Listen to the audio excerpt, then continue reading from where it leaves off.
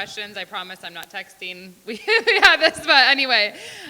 So this is going to be a panel on education skills of the 21st century: communication, collaboration, critical thinking, and creativity.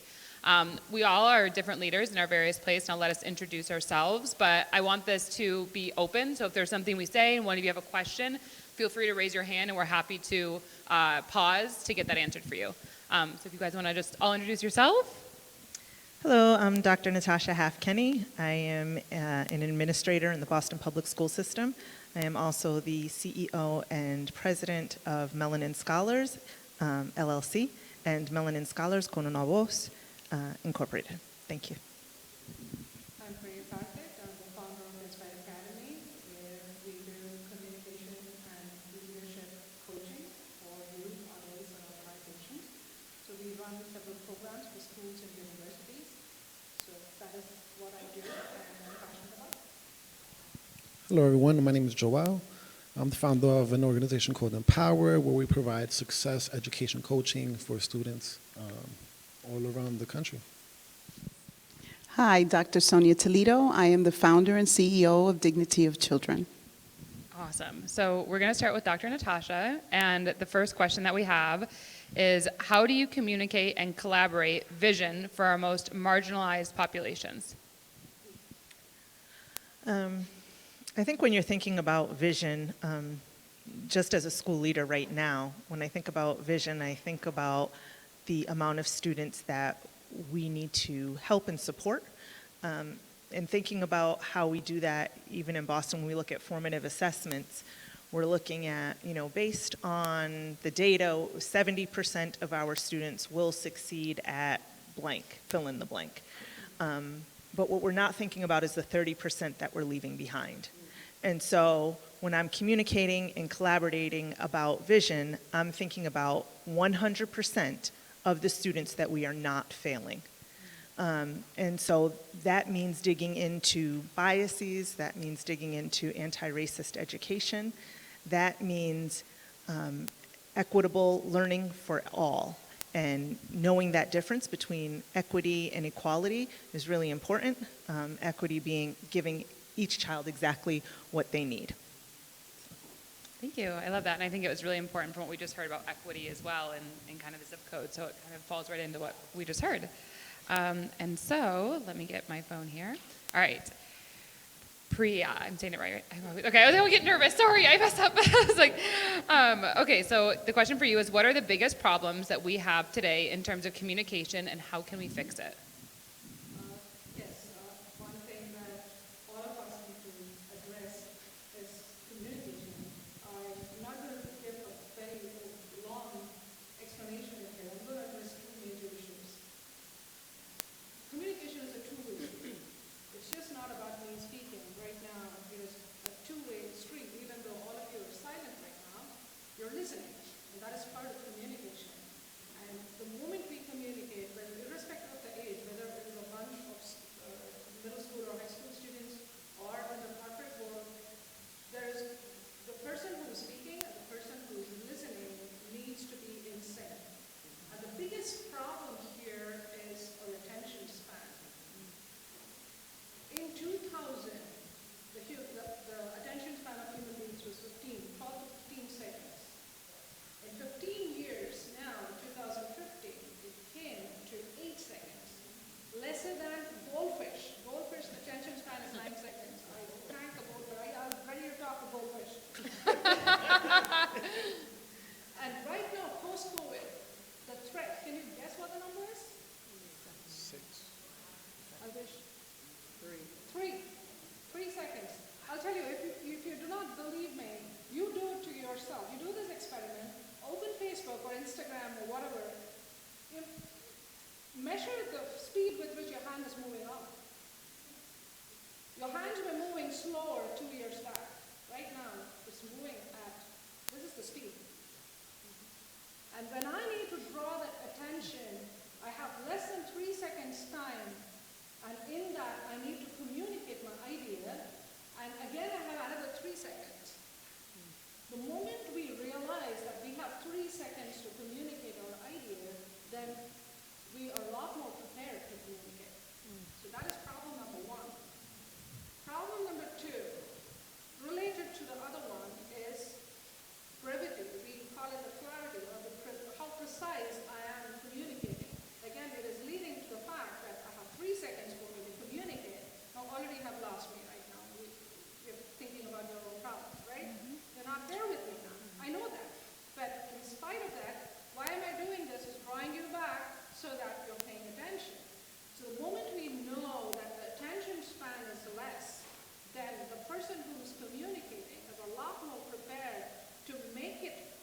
concise and clear so that the communication is effective. I love that. And then, not to skip you over, Joel, I'm just going to ask the same question to Dr. Sonia, but we'll come right back to you. So the question is, Dr. Sonia, what are the biggest problems that we have today in terms of communication, and how can we fix it? Ooh, start listening. I'm going to make it simple. Part of it, picking back off of what you just said, we don't listen. We prepare to talk. And I'm saying we as a society, we are just so much into, I want to be heard because of we were missed out. I grew up in a generation of you're seen, not heard.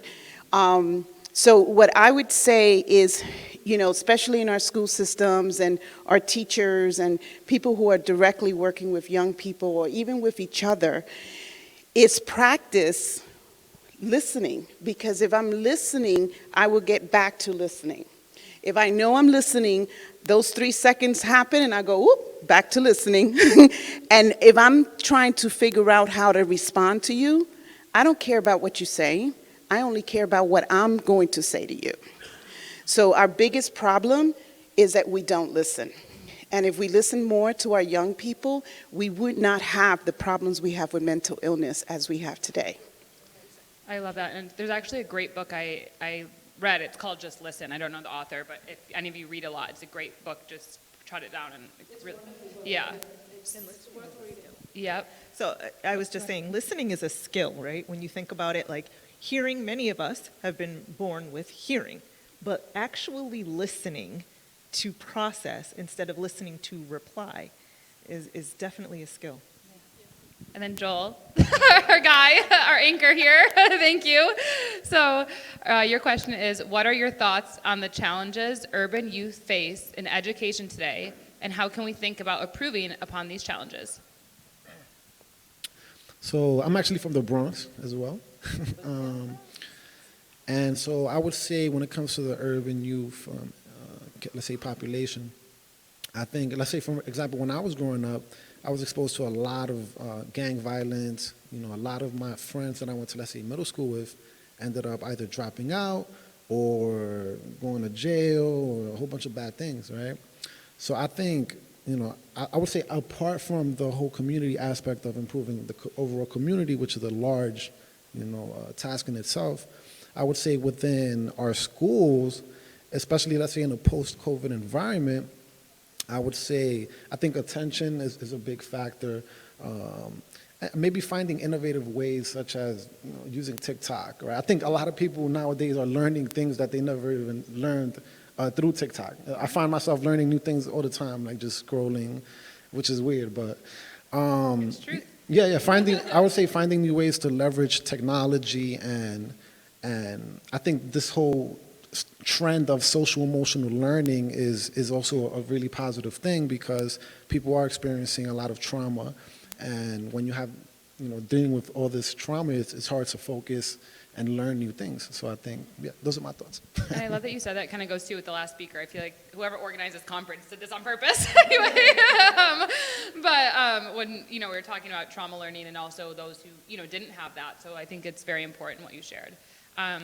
Okay, and then the question I had for myself, or we had, and I'm going to ask is, how are communication, collaboration, critical thinking, and creativity interrelated? So I think this is so important, especially when I'm looking at my dissertation that I'm doing now. A lot of us in this room, right, we're functioning under a paradigm of cognitive learning theory. A lot of you, well, not all, I don't want to age date everyone, but some people here, it was behavioral learning theory. So you were input something, they expected you to do a behavior.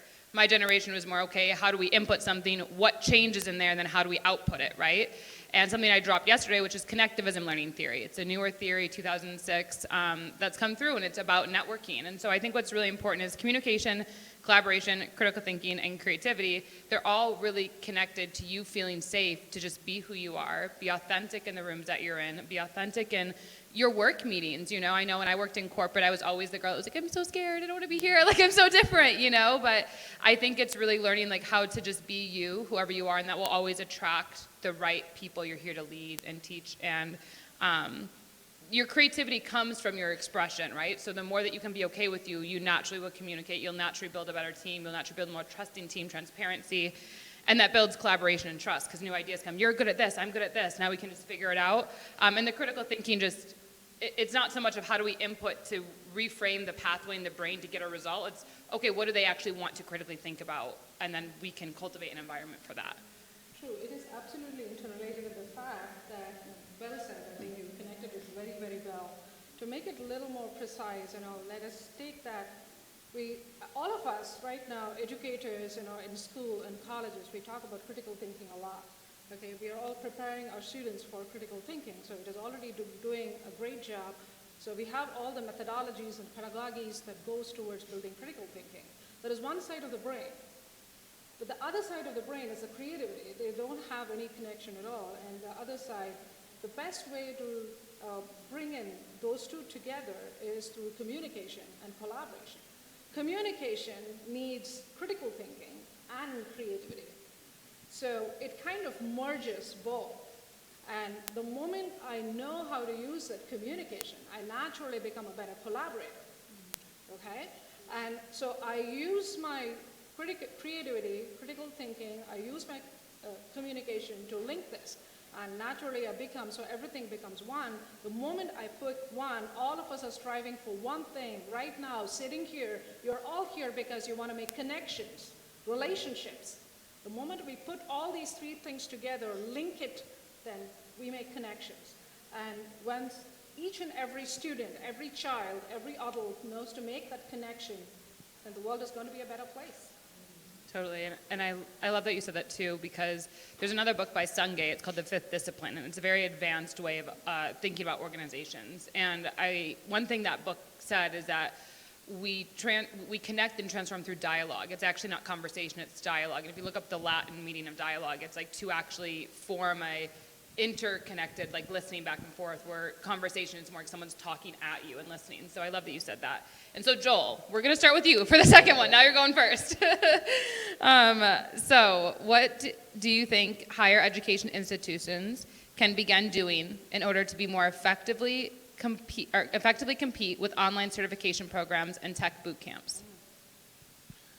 Yeah, I think I would say in relation to the topic that we're talking about in regards to communication, I would say that I think higher education institutions need to do a good job at, I would say, making sure that they're maybe even shortening up the time frames of how long it takes to get a degree. I've seen a lot of organizations come out recently that are giving accelerated associates programs where you get like a mini associates through, let's say, a Coursera program and things like that. So I would say focusing on that. But even apart from that, I think social emotional learning is going to be good all around. I think not only through the K-12, because obviously college students are facing with the similar issues in regards to, I would say, this COVID trauma that we've all experienced recently. Yeah, and I love what you said, because there's definitely such an increase in MOOCs, which is massive open online courses, where we can go on, and I know I have a lot of courses on these sites myself that people can go on and get free, and you do it. So I think it's really important when we're looking at this world of 21st century and communication and collaboration and critical thinking and creativity. Like, these are four huge pillars that really each of them can be their own dialogue. But I like what you're saying is how is we, the institution, can leverage pathways on those different, so a student feels like they have options and empowered in their education. Yeah. Especially, not only in the higher education, starting off, starting from kindergarten to 12th grade, K to 12, there are a lot of ways through which we can interlink this and weave it into the curriculum. All of you are right now curriculum designers and educators who can bring all these three things together, weave it into the curriculum, then we are a lot more prepared for the future. Yes. Okay, so now we're going to go back to Dr. Natasha. So how do you ensure equitable learning? I've been doing a lot of studying with Goldie Muhammad's book. I don't know if you're familiar with her, but The Cultivating Genius, and she talks about 5 pillars of learning, 1 being identity, skills, intellect, criticality, and joy. And I think the two that really weave everything together for equitable learning is really criticality, where we are teaching students how to read, to write, to think actively for themselves, and identity. Because I think once you know who you are able to move forward. Once you are comfortable in your skin and the people who are in front of you and are teaching you have a relationship with you, then you feel free enough to move forward in your learning. And I think with those two things, if you keep those two things in mind as you move forward in teaching and learning, or even leading a school or a district, you are bound to get success out of your students. I was going to say, Dr. Sonia, that was the question. You're next. I have the same question. Cool. I feel like these are questions for you. You know, equity doesn't mean that we get the same thing. You know, you give me what I give you and what I give you. We have it all wrong. Equity is what I need personally. So I'm going to go back to the individualized instruction, and we could only cultivate an organic classroom when we have, like you said, Dr. Natasha, an opportunity to identify my identity. Like what are my talents? Where do I exceed at? What am I good at? You know, believe it or not, you know, I was not good at speaking because with my language and of course learning disability because I was diagnosed, I would mispronounce words. But the more I practice in real life experience, the better I got in language. The more I practice with others, the more I got in knowing what my skill is versus what your skill is. So equity in education is not giving the same thing to everyone. Equity in education is giving me what I need for me to thrive and be at the same capacity that everyone else is. I love that. And I actually want to ask this to the audience just to get a little bit of engagement and see with you guys. So who here would say in the audience, like you feel like you had to change your identity to be sitting here today? Yeah. Or no, you guys all felt like you were born this way? You're yeah, we got a room, okay. Yeah, I was like, okay, well, I'm happy you guys were all that way. That wasn't for me. But, yeah, raise your hands if you felt like you've had to change your identity throughout your life. Okay, there we go. I was like, no one in the whole room. I was like, okay. But I think it's really important because I don't think we give ourselves even enough credit as our own people of how much we've had to adapt our identity and shift our identity. And if we don't look at our life when we've made major transitional points, and that could even be, you know, changing the type of style you're wearing, you know, changing, you know, like anything. And I think for each of us here, that's a big thing of what we're saying is just what is the way that you can offer someone to see that they can shift their identity in learning, and that massively changes things. Yeah. And we have one more question for you. I'm sorry. No, you go ahead. I go next. No, when talking about identity, and all of you raised your hand, you know, the one thing that I was talking over lunch, where whenever we want to make a connection or whether we want to make an impact, the number one requirement is authenticity. And that authenticity comes only when we are brave enough to showcase who we are. And as educators, if we are able to encourage that authenticity in a classroom, then we are building better community for the future. Yeah, I was going to say, so I think this is why, you know, I created my program specifically, and I branded it as Success Education because I like Earl Nightingale's definition of success, the progressive realization towards a worthy goal, right? And I think self-image is dramatically important for everybody, right? And so getting students to contemplate, okay, what do I want to become? What's the self-image I want to design for myself, right? I think that specific conversation is really lacking in our education system because I feel like that provides a strong foundation for students to rise out of the concrete, right, and turn into that rose. Yeah. Yeah. Okay. Go ahead. No, that was it. I was gonna say, one thing I think too, I like what you said, but it's something that we've definitely done in my company that's definitely really changed. And when you look at social media, and I think, right, like I have a very kind of specific branding, and so when I post something on Instagram, it has to go through a certain editing process to even be posted, so it fits the filter. I mean, in a nice way, but like a filtering one, so it's a cohesive. There's certain pictures that we take that we can't post. There's people that I meet that I want to post, and I'm like, wait, I have to wait like 3 days, and it sounds so cliche, but what you said, like that communication, it's like you will be able to look at my content on the internet. You can look at whatever, and no one could copy it. You couldn't, you can't like take it off the runway, basically. Be like, this is me, because your voice is so you. And I think that's what's really important in whatever you teach or embody. It's like you want to create this branding around you or your organization or your body of work you believe in, and like make sure that that's what people are always feeling. So even if you weren't in the room, people would still know that it's you. Sorry. Yeah. I think one of the most powerful things that we're seeing today is how everybody is different. Everybody is excel. And one of the skills that I think I stumbled onto was bringing back alumni of all stripes, races, and so forth. And I taught Latin, if you believe it, in the Barrio School in Ontario.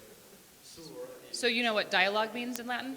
I'm sorry. People come back who had gone to Harvard, who'd gone to Yale, who'd gone because they were able with Latin to excel and see themselves. And the current students then saw their future. Yep. They looked like them. They had the same eyeshadow. They had the same and it wasn't just some wild Irish. Totally, yeah, and that's like with my nails. That's how I've known. Like I'm always gonna have new nails every time you see me. But it's what we're talking. I mean, it sounds like it really, but it is a branding. It's what we're talking about. It's education in the 21st century. Like it is really a standing point, and you know that what kind of teacher I'm gonna be. Nothing that there's bad with traditional teaching at all, but that's just not me. And so, anyway, but the last question then. Yeah, could I just add to your statement, which is so right on point. We need to have our young people see more different types of people, experts, professionals in front of them, so they could start creating their identity, right? Because they're figuring themselves out through what they see in front of us. Our traditional education right now has one teacher in front, or 5 teachers in front of our young people. Well, let's expose them to the world so we could see, like, I don't have to be like you, but I like your style. I like your charisma. I want to pick that up. I love the way you dress. I love your branding. Right now, branding is huge, and you spoke about it. But our young people right now are struggling with identity diffusion because they don't have these opportunities. Yeah, and oh, sorry. Okay, so sorry, last question for you, and then I'll just say one thing on what you said to wrap it. But I think it's important as teachers, no matter what it is, like even if you are like a lifestyle teacher, or you're more of a math teacher, like I can tell one of my math teachers, I really liked her, she's my favorite algebra teacher. She had these glasses that were so pointy and specific, and whether I liked her because she was math or the glasses, but I always remember, But that's who I went to, and so I think like when I said identity, which everyone here was just born that way, I'm very impressed to be in your presence. So like I think that it's just knowing that, and you as a leader or an organizational leader, allowing that maybe creativity of your workforce a little bit more, so that children feels a resonance versus just the same. So then the last question for you is going to be, how can we enhance engagement in virtual meetings? Yes, right, post-COVID, everybody is talking about virtual meetings. There are a lot of ways through which we can improve our engagement. As I before I said authenticity, there's one big issue that we find whenever we are in a video conference. We are too not comfortable switching on the video. That's one thing that you can be brave enough. That is something that all of us hear.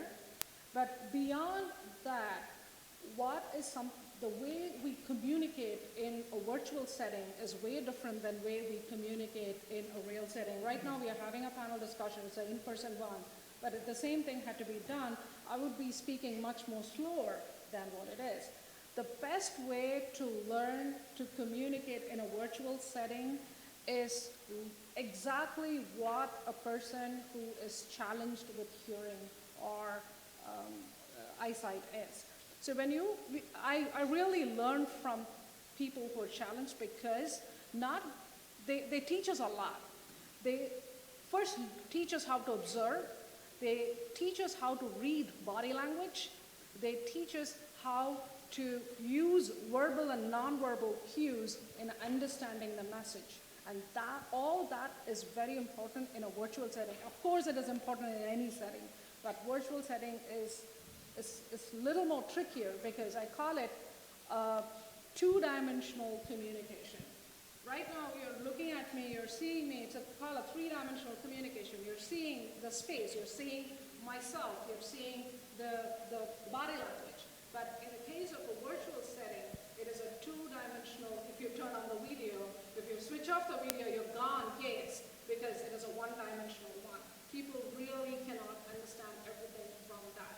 And because of that, we need to bring our space with which we talk a little lower and use our body language. 33% of your body needs to be seen on the video. I have seen a lot of my classes where the body will be like a parda, you know? This is where the thing would be. This is exactly where it would be evident. What is the point? Switch off the camera for that. 33% of your body. That needs to be on the screen if we need to turn on the video. So these are small tips, you know, nothing like in person, but we need to make a compromise. There's definitely an importance, and we all, can be mindful when leading our classrooms, what that looks like and what we feel is best, for whatever our objective is in that class. And then the last question that I had is it possible for educators and mentors to teach creativity? If yes, how? Yes, absolutely. Yes. I think, Yes. yeah. And Creativity is, I'm sorry. I'm sorry. Creativity is a learnable skill. Many people think that creativity is something that cannot be taught because it is on the other side of the brain. As educators, simple exercises. That is what we do at Inspire Academy. When we have the youth program, we use phrases, we give them scenarios rather than we have all these essays, write, elaborate, and these are the words that we use in schools, but instead imagine this. So we call it, we want to train them on divergent thinking. And the moment we are able to do that, they are able to naturally enhance their imagination and bring in better ideas. Words simply, in a classroom, things like show, think, instead of elaborate and write. no, that's perfect. No, I agree. I think teaching creativity is definitely possible. Listening to, I have two teenage boys. Pray for me. But I have two teenage boys, and, listening to them growing up and what they want to be when they get older, it was very simple, like, oh, I want to be a police officer, I want to be a football player, I want to be a judge, like very simple things, right, that they've been accustomed to seeing around them, right? But when you ask them, about the video games that I continuously complain about, what could you be? What could you do in this video game? And then they come up with something totally amazing. I'm like, wow, that's really creative. Right? And then their brain starts working. Oh, maybe that could be a job. It definitely could be a job. Right? And so now they're not thinking about, being a crossing guard or, whatever they want to be. My point is always with them, you could be anything you want. You could work at McDonald's if you want, but have the option of doing what you want to do. Have the option of being yourself. And that alone, I think, just builds community. It builds community and it builds creativity. Yeah, I would like to add that, when you think about creativity, it doesn't stand alone. That's why communication, collaboration, and critical thinking are it's an interrelated process. So we as educators need to create environments where we have the opportunity to put those 4 C's together so we can create. Then you have those people that they come up with ideas real quick, but the person next to them is like, I'm going to help you with that idea, or I have the logic to put that idea together, and it's all creation, but everybody doesn't see themselves as creators, right? But so the definition kind of we need to rethink it to understand that it's a process that helps everyone create something new if we work collaboratively and communicate and critically think. So it's all combined. I agree. I would want to add, I know time is up, but. Oh, no, yeah, you can do it, and then we'll have one question. Got it. So I would say facilitating the question of, I'm big on vision, right? So giving the students an opportunity, or even your colleagues or your family members, right? But obviously students right now, right? The opportunity to think about, okay, what's my vision? What do I want? Again, back to the self-image thing. What is it that I want to create for myself, right? And constantly having that on the forefront of your mind, right? And so having that conversation, allowing students to have the time and the space and to actually engage in that type of exercise, right? And bringing that up, ever so maybe every once a quarter, right? Bringing them back to that, right? So that helping them stay on track and towards success in their academics, right? So in regards to creativity, so those are my thoughts. Yeah. I think I would add to that, just saying the 4 C's, adding that last C of being change. Because I really think once you integrate all of those 4 C's, you have to expect change. Yeah, I like that too. Does anyone have any questions? Yes. How does music and the arts fit into this whole scheme? So I love this question. Music and art especially uses the other side of the brain. I talked to you about the 2 sides of the brain. The music and art just gives whoever is doing it a little bit of freedom. Have you seen that all of us want to think on something? All of you are problem solvers in here. We want to look towards a solution. At one point, we get stuck. We feel that that's our end of our creativity. We call it the creativity cliff. And we reach there, and then we don't know what to do. So when we pursue music or art or any kind of these kind of art forms, it kind of a little more liberating. It gives us a freedom. One playlist on Spotify will solve all kinds of problems. I am a big fan of Spotify there. So that is really helps. Whether you sing yourself or it really liberates your brain. It does play a role in inducing creativity by getting you out of that creativity cliff. I'm going to add to that because including the arts, music, and sports, it's part of, for some of us, we need to be in that energy to create, right? So it's art to create music. It's, you have these child prodigies that are brilliant, and you call them genius when they do music. The same thing with the sports. But that also helps our mind energy, right? So we remove this and put it over here and let all the organizations handle the extracurricular, but that is part of academic. That is part of teaching us how to understand who we are as individuals. How do I learn? Well, I could dance a little bit, and all of a sudden, I'm going to sit down and write my paper. It really stimulates our brain, all of it.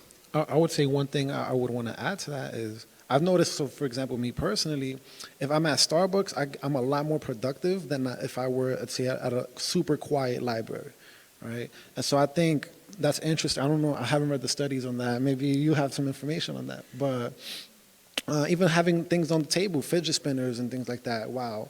Let's say we're in a meeting with colleagues or students are getting assignments done. I know some students like to doodle while they're listening, right? So, having some background music while, you're facilitating a lesson plan or a workshop, right? So incorporating things like that in order to increase focus, right, and engagement. It's like sorry. I was going to say, yeah, it's a universal language, right? I have a lot of students at my school that are autistic, nonverbal. And when you put music on, the identity of those students come out in so many different ways. It's incredible. So I really do think music is collaboration. It is creativity. It is critical thinking. It is all of that intertwined. Yeah, and what I'd say too, you know, in my dissertation I'm doing, I can't show the model, but I can say, but I have a Venn diagram and two circles of the Venn diagram. One is arts and community and science and sales. And so when you look at music, like there's never a time when I will ever be working or if I'm at a retreat that there's not 432 hertz. It's a frequency. You just go on YouTube and it's the sound of nature. And so there's frequencies that go with it and it really sinks your mind into the universe. And so I think it's all going together, right? And it also depends on, you know, what you're doing. And I think as a teacher, right, it goes back to the woman who spoke before us is what's your intent for this class or this semester? It really comes back to that, and from that you start to begin to design, right? What is the design now? Okay, now what's the content? Okay, now what's the experience, right? And that's when all of these things add together because there isn't a cookie cutter, and that's what we're asking for in 21st century is we're asking for options, right? We're asking for choices. We're not saying anymore, this is the only road to success, because it's not anymore. And most of the jobs that, you know, when I went to school, the jobs people have now, I'm like, that wasn't even a thing, and that was only 5 years ago. Like that was, you know, that was not that long ago. So it's going to keep getting that way, and that's why it's like whatever you're curating, allowing that student to trust themselves more than what the external world is trying to force upon them. So I think with that, we're so grateful. Thank you guys so much. You did awesome. Thank you. Thank you. Yeah. Thank you. Thank you.